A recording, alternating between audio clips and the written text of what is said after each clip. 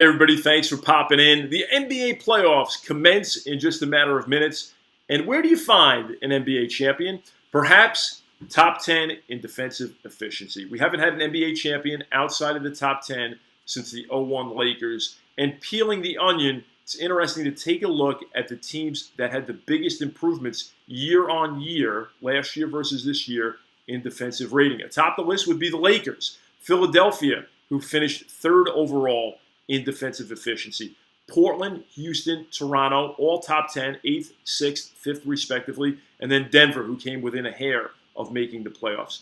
Teams that had the biggest swoons year on year, last year versus this year in defensive efficiency. San Antonio, they still finished in the top 10 at 4th. They were first last year. Cleveland remains a bottom third team. They finished 29th. Of course, major roster turnover mid-season for the Cleveland Cavaliers. Then you have the Clippers out of the playoffs. Golden State in this ignominious bottom 7 year-on-year defensive efficiency swoons, but the Warriors still finishing 9th in defensive rating. They were 2nd last year. And then Memphis, Chicago, Atlanta round out the worst defensive performances this year looking at last year. So, again, it just gives you some insight as to where the NBA champions have come from. The Utah Jazz, by the way, finishing 2nd in defensive efficiency this season. What a terrific job by Quinn Snyder. Also, Brad Stevens with the Celtics to lead the league in defensive rating through the injuries and the roster turnover that occurred for the Celtics over the summer.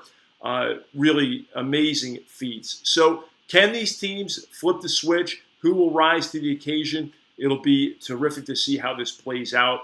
I really like Toronto a lot, the way they flip the shot spectrum, as well as their bench has come on of late in the Eastern Conference. Are LeBron and the Cavaliers vulnerable?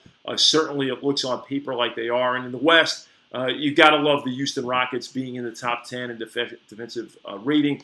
But again, the injury to Baha Mute, how does that impact things? The Warriors vulnerable with all their injuries, particularly with Curry. And unfortunately, Kawhi Leonard being out for the Spurs for so long. Obviously, injuries have been a major part of the NBA milieu this season. So at any rate, if I had to guess at this moment, I'd go 7 games Houston over Toronto. But we'll see. There's a lot of basketball over the next 6 to 8 weeks here to be seen during the playoffs. It should be a terrific ride. And thanks for popping over, and we'll see you next time.